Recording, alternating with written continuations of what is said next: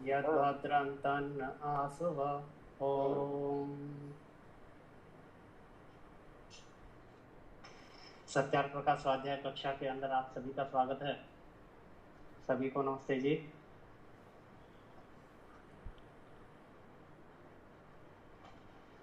आप सभी से एक छोटी सी प्रार्थना कि समय पर जुड़ें तो थोड़ा सा समय पर ही पाठ चालू कर पाए, अच्छी बात रहेगी। तो कल हम सत्यार्थ प्रकाश की भूमिका हमारी चल रही थी। 1 मिनट के लिए थोड़ा सा माइक खुला हुआ है, बंद करा दें। हाँ जी, मैं कराता हूँ। मैंने पढ़ा था कि मनुष्य की आत्मा सत्य को जानने वाली है, अर्थात आत्मा की इच्छा रहती है कि मैं सत्य को जान पाऊं, तो उसे सत्य को जनाना पड़ता है, बताना पड़ता है, उसको जानने के लिए प्रयास करना पड़ता है। उसके बाद ऋषि ने लिखा था कि अन्य मतों में भी विद्वान है, ऐसा नहीं है वहाँ विद्वान नहीं है, परंतु वो पक्षपात के कारण, स्वार्थ, हट, दुराग्रह के कारण क्या करते हैं कि सत्य को छुपाते हैं, अर्थात वो असत्य का भी प्रचार प्रसार करते हैं और आपस में विरोध करते हैं, जिससे मनुष्य मात्र का दुख बढ़ता है। और उसके बाद ऋषि लिखते हैं कि जो विद्वान लोग उन मत मतांतरों में छोड़कर विद्या के प्रचार प्रसार अर्थात सत्य को जानकर अन्य लोगों के उपकार के लिए सत्य के मार्ग पर चलते हैं, तो कहते हैं कि उसके अंदर अन्य विरोधी लोग विरोध करने के लिए तत्पर होते हैं, उनका विरोध करते हैं, उनके मार्ग को रोकने का प्रयास करते हैं। वहां पर ऋषि एक बहुत बड़ी बात लिखते हैं कि जितना जितना वो विरोध करते हैं उतना ही उस विद्वान का मार्ग विस्तृत होता है, आगे उसका मार्ग बढ़ता है, उसके उद्देश्यों की पूर्ति उतनी ही ज्यादा होती है। और उसके बाद लिखते हैं कि 2 कार्य अर्थात विद्या की प्राप्ति और धर्म की प्राप्ति के अंदर पहले वो कार्य कैसे लगते हैं, विष तुल्य लगते हैं, और उसके पश्चात वह अमृत तुल्य लगने लगते हैं। तो ऋषि कहते हैं कि हमने इन 2 कार्यों के लिए अर्थात विद्या प्राप्ति और धर्म की प्राप्ति के लिए जितना पुरुषार्थ किया जाए, चाहे हमारा उसमें मन लगे या ना लगे, क्योंकि पहले वो लगता विष की तुल्य है, परंतु उस कार्य को हम ना छोड़ें। आगे ऋषि लिखते हैं, आज का पाठ आरंभ करते हैं। लिखते हैं इसमें यह अभिप्राय रखा गया है, इसमें अर्थात सत्यार्थ प्रकाश के अंदर इसमें यह अभिप्राय रखा गया है कि जो जो सब मतों में सत्य सत्य बातें हैं वे सब में अविरुद्ध होने से। अब देखो ऋषि ने पहले लिखा था कि अनेक मतों में भी ऐसी बातें हैं जो एक हैं। एक उदाहरण दिया था कि काफी मत मतांतर क्या मानते हैं, ईश्वर एक है, परंतु वहां पर असत्यता क्या है, वो ईश्वर के बारे में जानते नहीं है। तो ऋषि कहते हैं कि अन्य मतों में जो सत्य सत्य बातें हैं उनमें उनका जहां अविरोध है, अर्थात वो सब एक मत हैं, उनको स्वीकार करके ऋषि वहां पर उनको स्वीकार करते हैं। तो कहते हैं कि जो उन सब में अविरोधी बातें हैं उनको स्वीकार करके जो जो मत मतांतरों में मिथ्या बातें हैं, अर्थात जिन पर उनका विरोध है, उनका खंडन किया है। तो ऋषि कहते हैं कि मैंने केवल अपनी अपनी बात यहाँ नहीं रखी, मैंने उन लोगों की बातें भी यहाँ रखी हैं जिसके अंदर उनका अविरोध है, जो सत्य बातें उनके अंदर हैं उनको भी मैंने इस ग्रंथ के अंदर लिखा है। इसमें यह भी अभिप्राय रखा है कि सब मत मतांतरों की एक और विशेष बात ऋषि ने यहाँ पर लिखी है कि इसके अंदर, इस ग्रंथ के अंदर एक और बात उन्होंने कहा है कि अभिप्राय रखा है कि सब मत मतांतरों की गुप्त और प्रकट 2 तरह की बात है, अर्थात इन मत मतांतरों में भी 2 तरह की बातें हैं। एक गुप्त है, अर्थात जिसके ये इनके ग्रंथों में हैं, इनके सिद्धांतों में हैं, परंतु वो उन बातों को बताते नहीं है। और दूसरी बात कैसी है, जो प्रकट है, वो जिसको ये सब लोगों में प्रचार प्रसार करते हैं। ये 2 तरह की बातें इनमें, और वो कैसी बातें हैं, बुरी बातों का, अर्थात जो इनके मत मतांतरों में गलत बातें हैं, असत्य बातें हैं, बुरी बातें हैं, उनमें जो प्रकट है वो भी, और जो प्रकट नहीं है, जिनका सामान्य लोग जानते भी नहीं, इनके धर्मगुरु तो जानते हैं उस बात को, परंतु सामान्य जन को वो बातें बताते नहीं। ऋषि ने उन दोनों बातों के लिखा है कि उन दोनों बातों, प्रकट और गुप्त बातों का प्रकाश कर, अर्थात मैंने इस ग्रंथ के अंदर जो बातें गुप्त भी हैं उनको भी प्रकाश कर, अर्थात उनको भी मैंने इस ग्रंथ में लिखा है। विद्वान, देखो यहाँ पर देखिए क्या क्या लिखते हैं ऋषि, वो प्रकट कर विद्वान अविद्वान सब साधारण मनुष्यों के सामने रखा है, अर्थात जो विद्वान लोग इस ग्रंथ को पढ़ेंगे उनके लिए भी रखा है, जो अविद्वान अर्थात धार्मिक व्यक्ति हैं परंतु विद्या को पूरी तरह नहीं जानते उनके लिए भी रखा है। अर्थात सबके लिए इस ग्रंथ के अंदर जितनी भी मत मतांतर है उस समय थे उन सब के बारे में ऋषि ने यहाँ पर उनकी गुप्त और प्रकट दोनों प्रकार की बातों को इसमें रखा है और कारण भी साथ लिखते हैं। मैंने पहले भी एक चीज कही थी, ऋषि ने कहीं पर भी किसी बात को कहा है तो उसका कारण साथ लिखा है ताकि सब लोग जान जाएं कि ये मैंने क्यों कहा है। तो लिखते हैं कि जिससे सबसे सबका विचार होकर, अर्थात लोग जब गुप्त और प्रकट बातें अच्छी बातें और जो सत्य सत्य लिखा है उन बातों को जान जाएंगे तो वो कहता है सब से सबका विचार होकर, अर्थात आपस में सब मंत्रणा कर कर विचार कर कर उस बात को सोच समझकर परस्पर प्रेमी हो। क्योंकि जब एक आदमी एक दूसरे से प्रेम कब रहता है, जब उनके विचार मिलते हैं, और जब विचार नहीं मिलते तो क्या हो जाता है, विरोध हो जाता है, दुश्मन हो जाते हैं। तो कहते हैं कि जब उन सबके आपस में विचार मिलेंगे, एक मत से हो जाएंगे, तो परस्पर प्रेमी होकर एक सत्य मध्यस्थ होवें। अर्थात उसके बाद क्या होगा, असत्य को छोड़ेंगे, सत्य का ग्रहण करेंगे, और उसके बाद सारे के सारे व्यक्ति कैसे हो जाएंगे, कहते एक सत्य मध्यस्थ होवें। अर्थात फिर वो सत्य के मत को मानने लगेंगे। अर्थात सबका मत कैसा हो जाएगा, सत्य का मत हो जाएगा। अर्थात सबको एक विचार करने के लिए ऋषि ने यहाँ पर लिखा है कि इस ग्रंथ को बनाने का मेरा प्रयोजन ये है कि सब जगह जहां पर है सत्य को छोड़कर असत्य को छोड़कर सत्य का ग्रहण करें और उस पर विचार करते हुए एक मत हो जाए, ताकि वो सब अलग अलग विरोधी ना रहें। उससे आगे ऋषि लिखते हैं, यद्यपि मैं आर्यवर्त देश में उत्पन्न हुआ और बसता हूं। ऋषि ने अगले वाला पैरा किस लिए लिखा है, क्योंकि लोग क्या करते हैं कि जो जहां का निवासी होता है, जो जहां रहता है, जिस देश में रहता है, उनकी बातें चाहे गलत हो या सही हो, वो अपनी बात को सही और दूसरे की बात को गलत ठहराता है। यह सामान्यतः देखा जाता है। एक पाश्चात्य देश अर्थात ईसाई मत के अंदर पैदा हुआ व्यक्ति वो बाइबल की बुराई नहीं करता, चाहे उसे पता है कि बाइबल में गलत भी लिखा है, फिर भी कहता है नहीं यही ठीक है, और बोला गलत क्या है, बोला दूसरे ग्रंथों में जो लिखा है वो गलत है। तो इसी तरह सब लोगों का एक सामान्यता रहता है। परंतु ऋषि यहाँ पर अपनी मनसा प्रकट करते हैं, यद्यपि मैं आर्यवर्त देश में उत्पन्न हुआ और बसता हूँ, तथापि जैसे इस देश के मत मतांतरों की झूठी बातों का पक्षपात ना कर। क्योंकि अन्य लोग ऐसा करते हैं, कहते नहीं कि सामान्य कि हम अपनी छाछ को खट्टी कोई नहीं बताता, परंतु ऋषि कहते हैं कि ये ठीक नहीं है। जो जैसा है, जो यथार्थ है वैसा वर्णन मैं करता हूँ। तो वो कहते हैं कि मैं इस देश में उत्पन्न भी हुआ हूँ और बसता भी हूँ, फिर भी वो कहते हैं कि इस देश के मत मतांतरों की झूठी बातों का पक्षपात ना कर यथा तथ्य प्रकाश करता हूँ। अर्थात जैसा है वैसा ही प्रकाश करता हूँ, अर्थात इसके अंदर मैंने लिखा है, प्रकाशित किया है। वैसे ही जैसे कहते हैं कि मैंने अपने देश के बारे में लिखा है, वैसे ही दूसरे देशस्थ मत व मत वालों के साथ भी वर्तता हूँ। अर्थात मैंने कहीं पर भी इस चीज की भिन्नता नहीं की है कि ये मेरे देश का मत है तो इसकी मैं यहाँ पर पक्षपात करूं, दूसरे देश का है तो उसका विरोध करूं।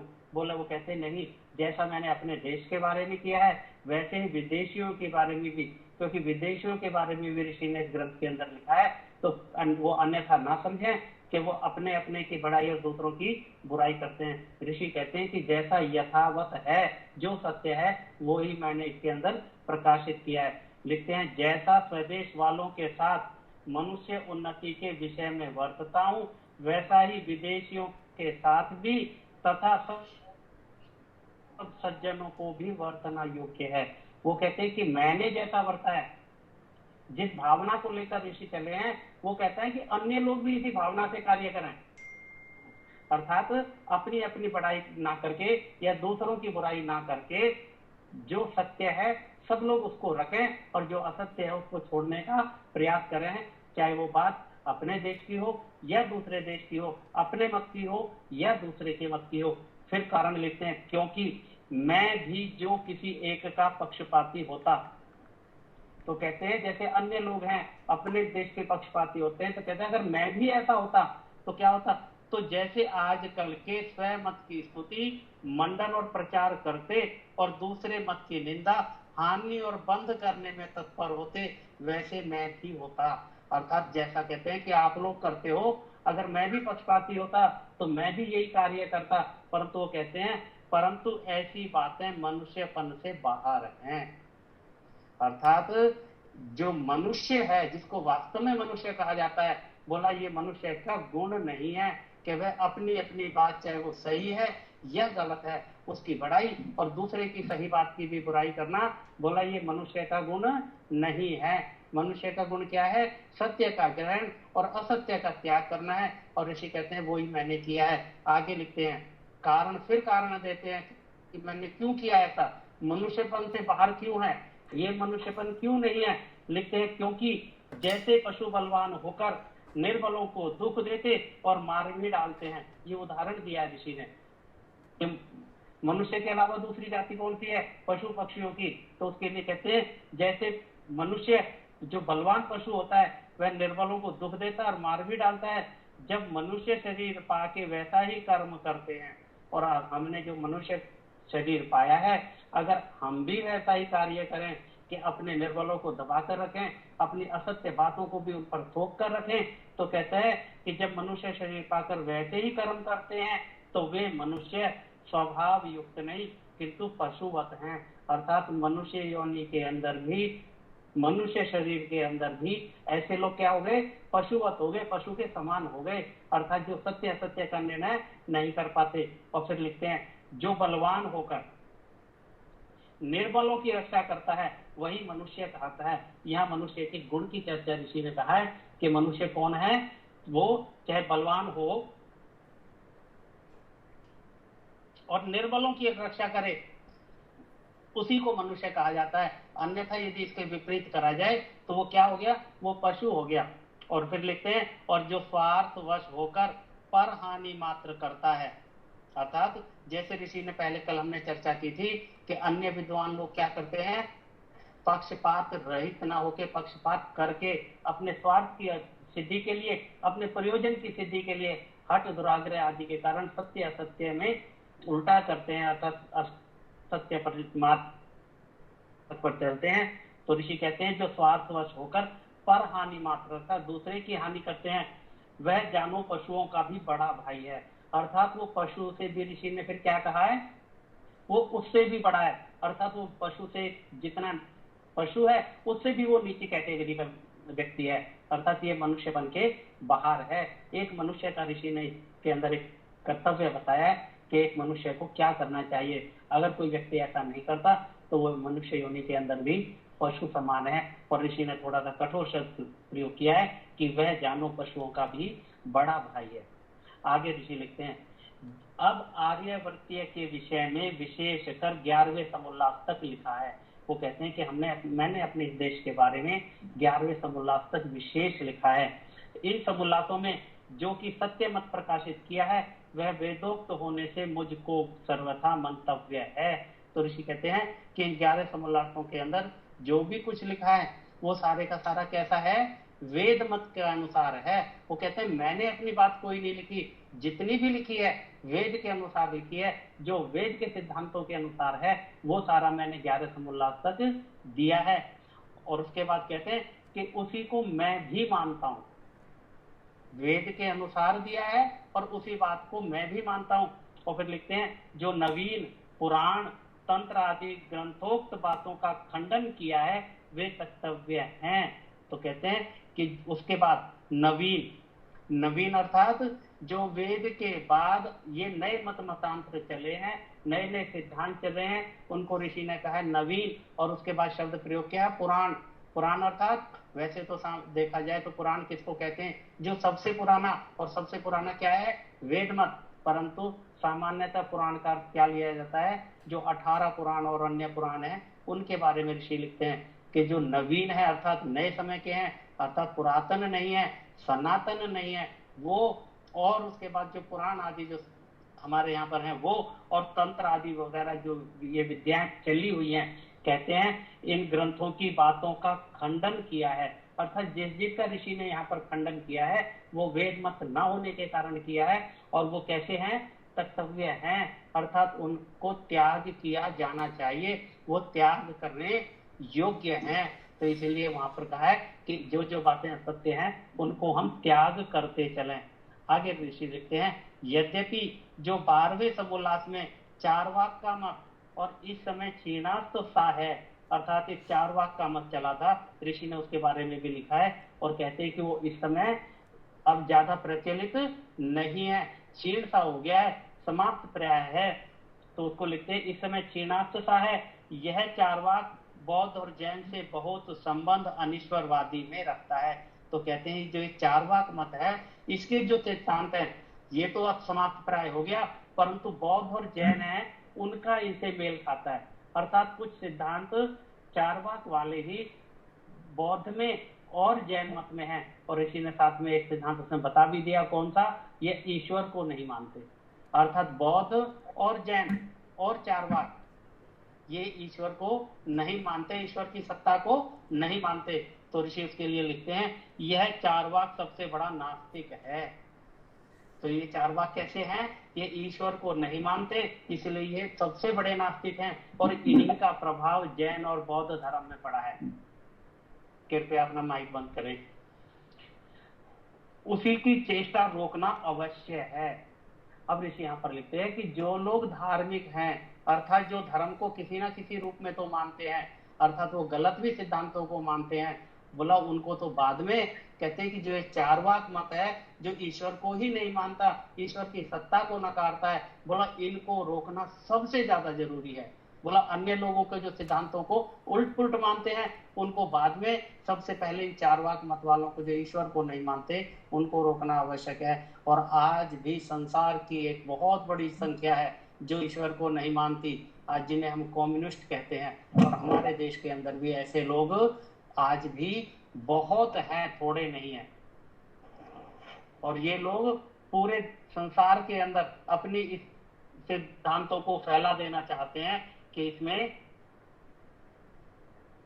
संसार के अंदर ईश्वर नाम की कोई सत्ता नहीं है। उसी के अंदर ये देश हमारा जो पड़ोसी है चीन, यह भी ईश्वर की सत्ता को नहीं मानता। तो ऋषि कहते हैं कि इनका रोकना सबसे आवश्यक है।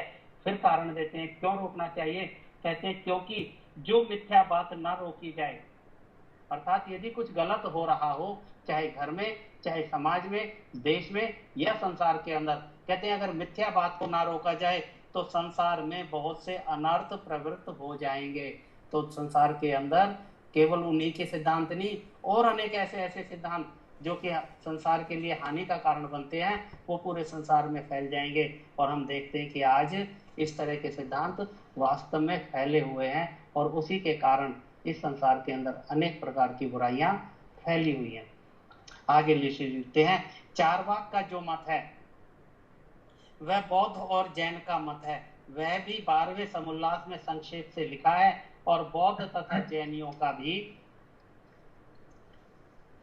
चारवाक के मत के साथ मेल है और कुछ थोड़ा सा विरोध भी है। वो कहते हैं चारवाक और जैन मत के अंदर थोड़ा सा मेल तो है, कुछ विरोध भी बोला इनके अंदर है, परंतु इनके अंदर कुछ सिद्धांत मेल खाते हैं।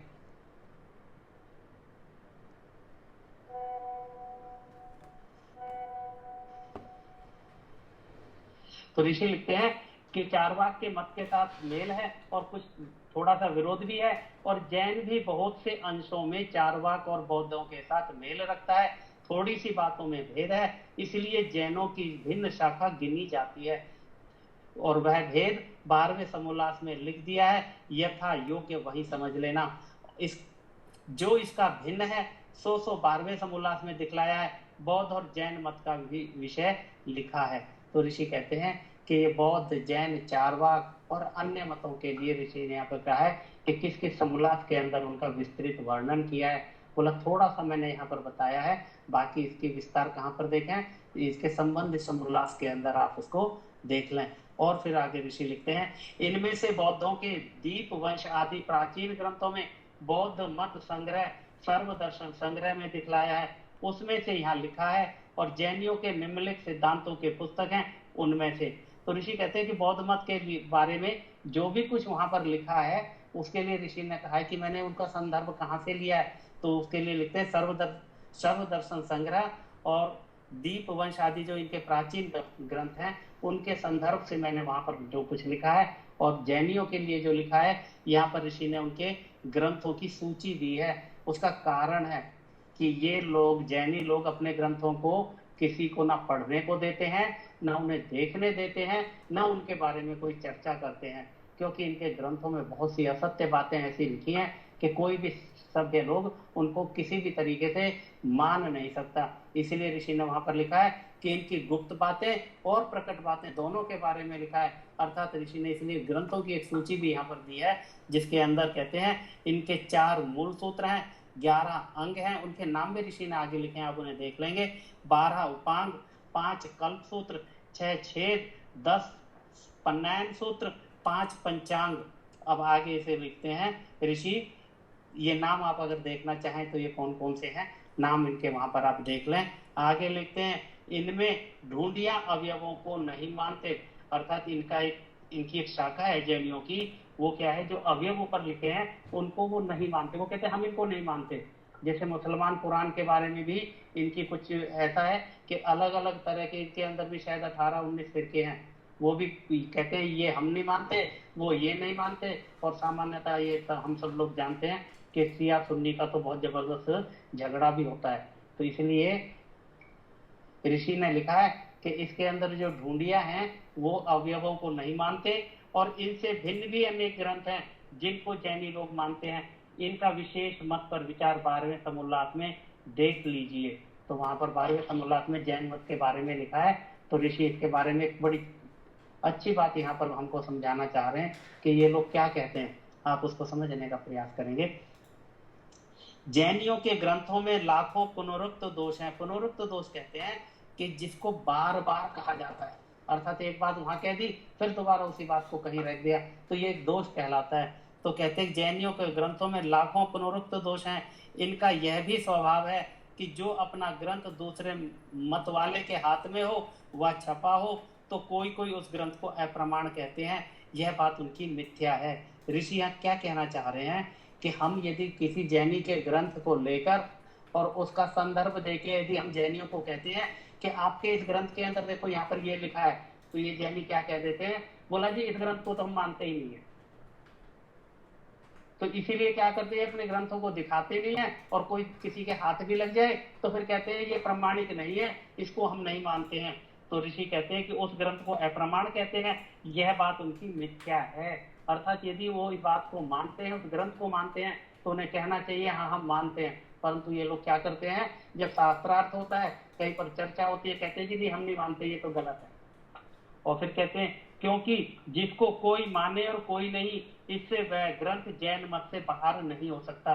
तो ऋषि कहते हैं अगर जैन मत के अंदर आधे लोग कहते हैं कि हम इसको मानते हैं, आधे कहते हैं हम इसको मानते हैं, तो उससे ये एक दूसरे से बच नहीं सकते कि हम इसे नहीं मानते इसलिए हमारा ये सिद्धांत नहीं है। तो इसलिए ऋषि कहते हैं कि वह ग्रंथ जैन मत से बाहर या तो कोई भी ना माने, ऋषि कहते हैं या तो उस ग्रंथ को कोई भी ना माने, फिर तो कह सकते हैं जैनियों का ग्रंथ नहीं है। परंतु कुछ माने और कुछ ना माने, इसका मतलब वो माना गया है। तो इसे कहते हैं इससे वह ग्रंथ जैन मत से बाहर नहीं हो सकता। हाँ, जिसको कोई ना माने और न कभी किसी जैनी ने माना हो तब तो अग्राह्य हो सकता है। कहते हैं ना तो उसे कोई भी मानता हो और ना आज तक किसी ने माना हो, मतलब फिर कह सकते हैं कि हाँ जी आपका ग्रंथ नहीं। माइक बंद करेंगे, किसका खुला हुआ है, कोई बात। परंतु ऐसा कोई ग्रंथ नहीं है जिसको कोई भी जैन ना मानता हो। वो कहते हैं जितने भी इनके ग्रंथ हैं उनमें से कोई ना कोई इनका ग्रुप, कोई ना कोई इनका संगठन मानता है। कुछ लोग माने या ना माने, वो मान्य ही कहलाता है। और फिर इसीलिए जो जिस ग्रंथ को मानता होगा उस ग्रंथस्थ विषयक खंडन मंडन भी उसी के लिए समझा जाता है। फिर ऋषि लिखते हैं कि यदि किसी की बात का हमने खंडन किया है, अर्थात किसी की असत्य बात को बताया है, और एक जैनी कहे कि नीचे हम तो उसको मानते नहीं, तो ऋषि कहते हैं कि ये बात मैंने आपके लिए लिखी नहीं, उसके लिए लिखी है जो इसको मानता है। और तक आपके ग्रुप में जो जैन मत के उस ग्रंथ को मानता है, ये खंडन भी उसी के लिए लिखा है। बोला आपके लिए अगर आप मानते नहीं तो आपके लिए लिखा भी नहीं। परंतु कितने ही ऐसे भी हैं जो उस ग्रंथ को मानते और जानते हो तो भी सभा व संवाद में बदल जाते हैं। इसी हेतु से जैन लोग अपने ग्रंथों को छिपा कर रखते हैं। ऋषि ने कारण भी दे दिया, पहले बता भी दिया कि इनकी गुप्त बातें भी हैं, और ये गुप्त बातें क्यों है यहाँ ऋषि ने कारण के साथ दिया है कि इसीलिए ये अपने ग्रंथों को देखने नहीं देते, दूसरे मध्यस्थ को न देते, न सुनाते, न पढ़ाते, इसीलिए कि उसमें ऐसी ऐसी असंभव बातें भरी हैं जिनका कोई भी उत्तर जैनियों में से नहीं दे सकता। झूठ बात को छोड़ देना ही उत्तर है। अर्थात ऋषि कहते हैं कि ये इनसे जब हम विचार विमर्श करते हैं, शास्त्रार्थ करते हैं, तो जैनियों के पास उन ग्रंथों का कोई भी उत्तर नहीं बन पाता, और इनका उत्तर ना देना ही क्या है कि उसको छोड़ देना ही उचित है, उसको छोड़ देना ही चाहिए। आगे ऋषि फिर लिखते हैं 13वें समोल्लास में, थोड़ा सा और कर लेते हैं। 13वें समोल्लास में ईसाइयों का मत लिखा है। ये लोग बाइबल को अपना धर्म पुस्तक मानते हैं। इनका विशेष समाचार ये विशेष समाचार ऋषि ने क्यों लिखा है, क्योंकि ये वहां पर बाइबल के अंदर विशेष समाचार करके ही अपनी बात को रखते हैं। तो लिखते हैं इनका विशेष समाचार उसी 13वें समोल्लास में देखिए, और 14वें समोल्लास में मुसलमानों के मत विषय में लिखा है। ये लोग कुरान को अपने मत का मूल पुस्तक मानते हैं। इनका भी विशेषकर व्यवहार 14वें समोल्लास में देखिए। इससे आगे वैदिक मत विषय में लिखा है। तो ऋषि ने यहाँ पर सबसे पहले सत्याप्रकाश को शुरू किया था तो एक सूची दी थी, और उसका छोटा सा एक वर्णन दिया है कि किस किस समोल्लास के अंदर मैंने क्या क्या लिखा है। अब यहाँ पर 2 पंक्ति का और करके उसके बाद विराम करता हूँ। अब ऋषि लिखते हैं, ये बहुत बड़ा एक सिद्धांत यहाँ पर ऋषि लिखते हैं, उसकी चर्चा हम कल करेंगे। लिखते हैं जो कोई इस ग्रंथकर्ता के तात्पर्य से विरुद्ध मनसा से देखेगा, अर्थात ग्रंथकर्ता कौन, ऋषि दयानंद सरस्वती, वो कहते हैं कि इस ग्रंथ के बनाने वाले, अर्थात अपने लिए कहते हैं कि जो व्यक्ति इस मेरे ग्रंथकर्ता के तात्पर्य से, अर्थात जो सिद्धांतों को लेकर, जिस उद्देश्य को लेकर, जिस बात को लेकर यह ग्रंथ लिखा गया है, जिस तात्पर्य से यह ग्रंथ लिखा गया है, उसके विरुद्ध मन करके देखेगा, अर्थात जिस उद्देश्य से मैंने लिखा है उस उद्देश्य को छोड़कर अन्यथा यदि सोचकर इस ग्रंथ को देखेगा, उसको कुछ भी अभिप्राय विदित ना होगा। अर्थात वह इस ग्रंथ को पूरे को चाहे पढ़ भी जाए, उसको कुछ भी बात समझ में आने वाली नहीं है। अर्थात ऋषि लिखते हैं कि जो अभिप्राय मेरा इस ग्रंथ का बनाने का है, जिस उद्देश्य को लेकर मैंने इस ग्रंथ को बनाया है, जो बातें ऋषि ने भूमिका के अंदर लिखी हैं, उन भूमिका की बातों को ध्यान में रखते हुए इस पूरे ग्रंथ को पढ़ेगा तब तो ठीक, अन्यथा लिखते हैं कि उसको कुछ भी अभिप्राय विदित ना होगा। अर्थात यदि विरुद्ध में सोचेगा तो उसको कोई भी अभिप्राय, अर्थात इस ग्रंथ का कोई भी लाभ नहीं होगा। और ऋषि फिर एक और लिखते हैं, क्योंकि कारण देते हैं कि वाक्यार्थ बोध के 4 कारण होते हैं। अर्थात कहीं पर भी कोई वाक्य लिखा गया है, कोई सेंटेंस लिखा गया है, कहीं पर भी कोई चीज का वर्णन किया गया है, तो उसके बोध के, अर्थात उसके अर्थ लगाने के 4 तरीके होते हैं, 4 कारण होते हैं। किस तरीके से उसका अर्थ समझा जाता है कि वह उस कहना क्या चाहता है। एक व्यक्ति उसके अंदर जिसने लिखा है उसका लिखने का तात्पर्य क्या है, उसको समझने के 4 कारण होते हैं। और 4 कारण ऋषि ने लिखे हैं, आकांक्षा, योग्यता, आसक्ति और तात्पर्य। ये शब्द थोड़ा ध्यान करेंगे, ये शब्द आसक्ति है, इसको सामान्यतः क्या पढ़ा जाता है, आसक्ति, इसमें कै नहीं है, आसक्ति। तो आकांक्षा, योग्यता, आसक्ति और तात्पर्य। तो अर्थात कोई भी वाक्य लिखा जाए, लिखा हुआ है, उसको समझने के लिए इन 4 चीजों को समझना आवश्यक है कि आकांक्षा, योग्यता, आसक्ति और तात्पर्य। जब इन 4 बातों पर ध्यान देकर जो पुरुष ग्रंथ को देखता है, अर्थात अपने अपने के लिए नहीं लिखा है कि इस ग्रंथ को देखे, वो कहते हैं जब भी कोई व्यक्ति कोई ग्रंथ पढ़े तो इन 4 चीजों को ध्यान में रख के पढ़े कि उस ग्रंथकर्ता ने इसके अंदर क्या लिखा है, तभी उस ग्रंथ का पूरा पूरा अर्थ समझ में आता है। तो ऋषि कहते हैं इस ग्रंथ को समझने के लिए भी आपको इन 4 चीजों की जानकारी होनी चाहिए, और इन 4 चीजों को ध्यान में रखते हुए ही ग्रंथ जब आप पढ़ोगे तो प्रत्येक वाक्य का पूरा पूरा अर्थ आपको समझ में आएगा, अन्यथा वाक्य का अनर्थ हो जाएगा। तो ऋषि लिखते हैं, जब इन 4 बातों पर ध्यान देकर जो पुरुष ग्रंथ को देखता है तब उसको ग्रंथ का अभिप्राय यथा योग्य विदित होता है। तो अर्थात यथा योग्य अर्थात जैसा ग्रंथकार ने उसके अंदर लिखा है वैसा ही अर्थ वह व्यक्ति जान पाता है। पर कब? जब इन 4 चीजों की उसको जानकारी होगी। इन 4 चीजों को हम कल समझेंगे। आज मैं यहीं पर विराम देता हूं। मंत्र पाठ के बाद आप लोगों की कोई चीज पूछनी हो, कोई शंका हो या कोई विचार हो, आप उसको रखें। मंत्र पाठ करेंगे पहले। हाँ, एक बार मंत्र पाठ कर। हाँ जी, एक बार मंत्र पाठ कर लेते हैं, उसके बाद फिर आप अपनी बात रखें। स्वागत है। ओम विश्वानि देव सवितर्दुरितानि परासुव यद्भद्रं तन्न आसुव। ओम शांति शांति शांति। ओम। सभी को नमस्ते जी, सभी का धन्यवाद। आप लोग कुछ पूछना चाहते हैं? बहन जी कुछ पूछ रही थी।